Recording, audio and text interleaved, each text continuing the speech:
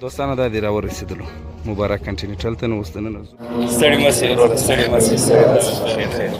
معیار هم په دې ټاکلی دی چې معیاري تعلیم خلکو ته وایي له یوه سفاره څخه چې د ښکلو څه په غاړه یې سپینې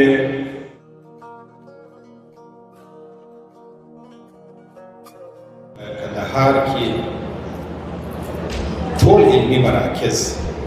ټول تعلیمي مراکز پر یوه نغري سره راټول سي او دا خپل تجارب سره شریک کړی سي